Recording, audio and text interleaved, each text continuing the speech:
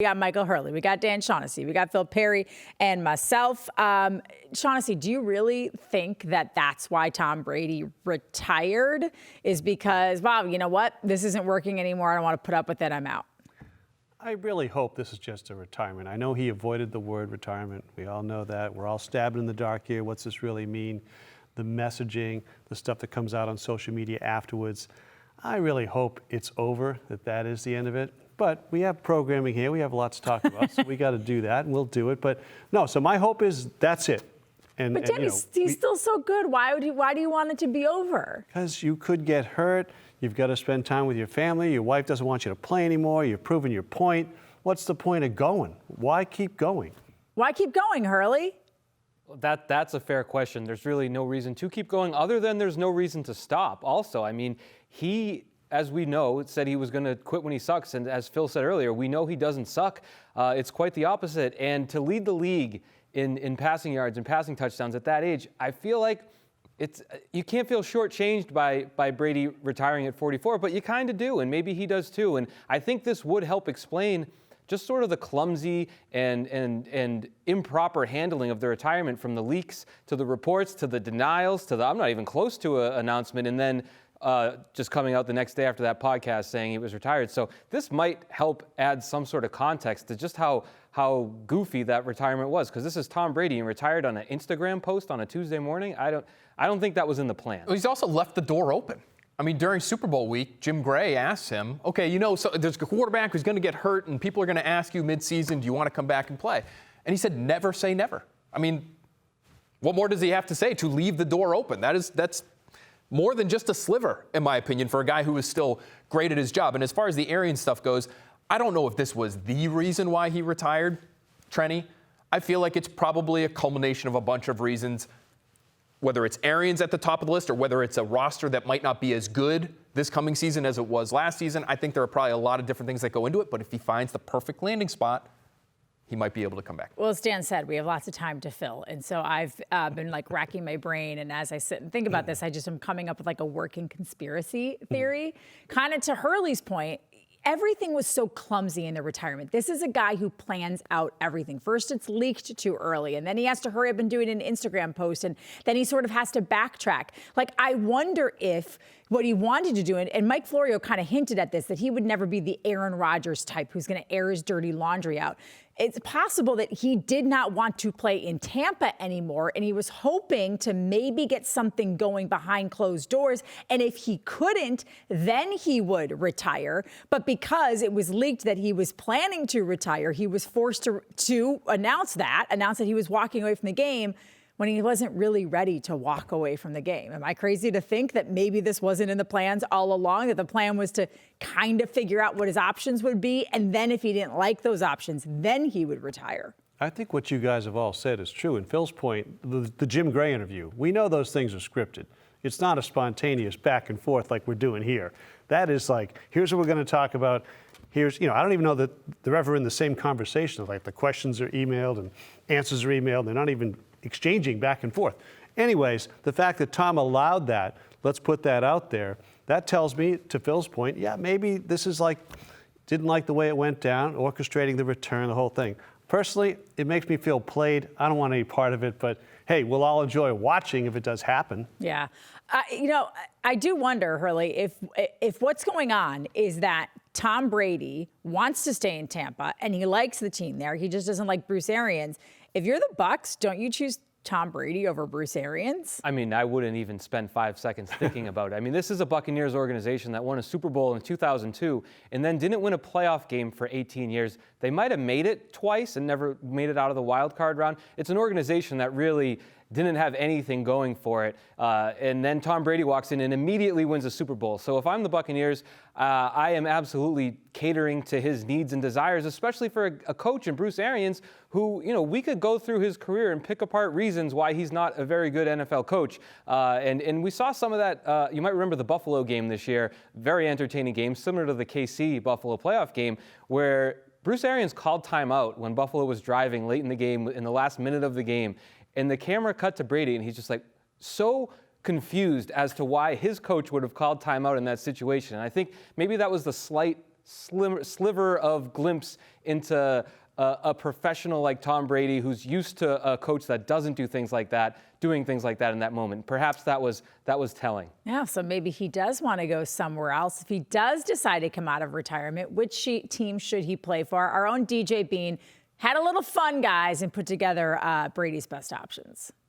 I don't know about you, but I never understood the Tom Brady retirement. He doesn't stink yet. He doesn't suck yet. He sucks at retiring, but he doesn't suck at football. So if he comes back, who should he play for? I'm going to give you 5 teams ranked in terms of fun. I'm talking the jersey. I'm talking the juice. I'm talking the rootability. I'm talking the travel destination if you want to go see yourself some Tom Brady. Dead last, number 5, Broncos.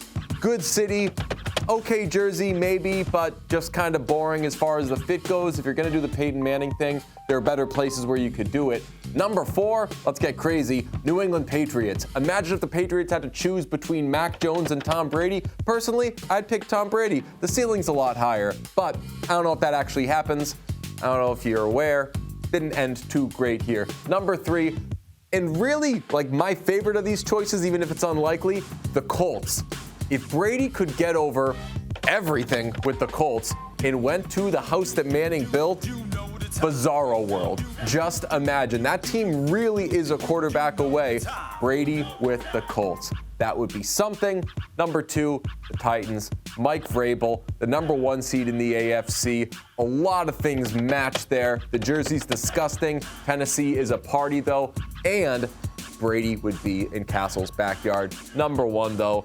I mean, what would be more gorgeous than Tom Brady in a San Francisco 49ers jersey? Fans could go to San Francisco to see Brady play. Brady would be going home. He'd be replacing Jimmy Garoppolo, and he'd have to deal with another Jimmy Garoppolo with Trey Lance there. That would be juice central. Brady, go home. 49ers, don't retire. You're not bad yet.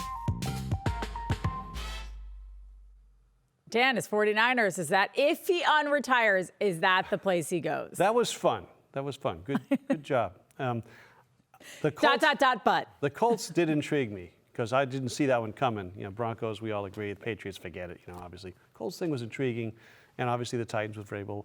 We're all thinking the Niners because that's the logical thing. Going home, with parents out there, growing up with the foam finger in Montana, the whole thing. So, yeah, I mean, again, we're going to want to see it if it goes to those places. I would watch any of those things. We all would. I just think we're just having fun here.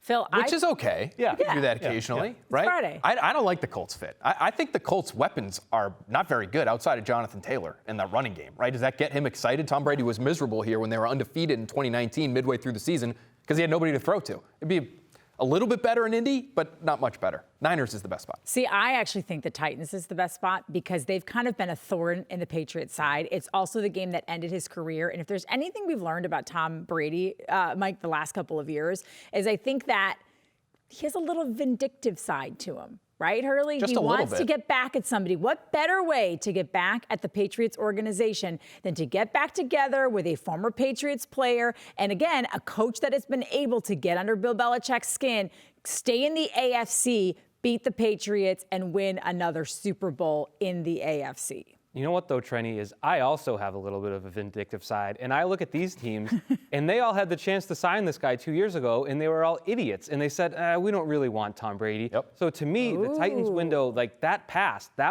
They were built to win a championship 2 years ago, and they said, no, Ryan Tannehill, re-up him. He stinks. The Colts, I don't know if that was ever going to happen. They started Deflategate. I don't think that was ever gonna match with Tom Brady, but they could have gone for it. They didn't even try. They went Phil Rivers. How did that work out? So I'm sure Brady, and even the 49ers, his hometown team spurned him 2 years ago. So I don't know. At a certain point, if everyone spurns you got to drop the vindictiveness. I just think, Dan, you said it's fun, and it is fun. I want to watch Tom Brady play some more football, but this is kind of like ring chasing, like when you can do it once, I sympathize leaving the Patriots. I don't really sympathize the Bucs situation outside of the head coach maybe forcing this whole power play manipulation. This is the opposite of ring chasing. He would be bringing the ring to them. He is the reason they would be winning the ring. This is not going to play with Steph Curry and Klay Thompson. This is you're the guy. You're the reason why this is happening. Tom Brady can't ring chase. He's the guy who brings the ring to you, no? It's just the whole, you're in Tampa, they bring the entire freaking team back after you win the Super Bowl, and a year later, not even a year later, you see his mannerisms in the Rams playoff game, he was already mentally checked out and just sort of down like he was in 2019. So to just a year after winning be like, this place is done, I need to go somewhere else, that's disappointing to me. It almost makes me wonder, Dan, like, if he does unretire and he goes somewhere like for a year, like what is he doing it for? Because I noticed the same thing that Hurley did. Like to me, he did not look like the same player at the end of the year. Right. He did not look like he was having fun, that he was enjoying his time. And it's like, what are you going back for?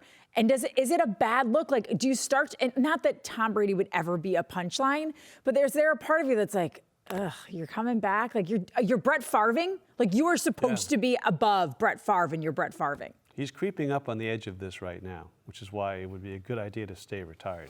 Because, you can't keep doing this and playing with people and doing your social media thing and, teasing everybody and these little hints that are coming out there. It's a bad look. You're Tom Brady. Let it go. Retire. Stay there.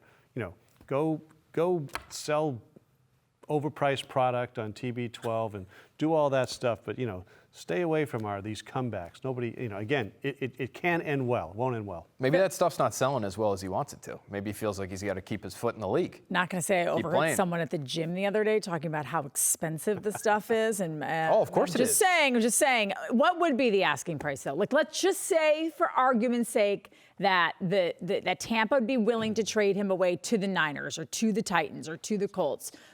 Is it worth it for a 45-year-old that you're only going to have for a year? Oh, yeah.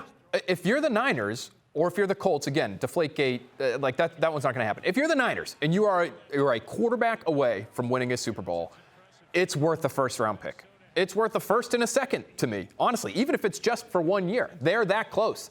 The Niners are that good. Their roster is that well-built that if he goes there, they become the favorite to win the entire thing, in my opinion. Not the Bills, not the Chiefs, the Niners.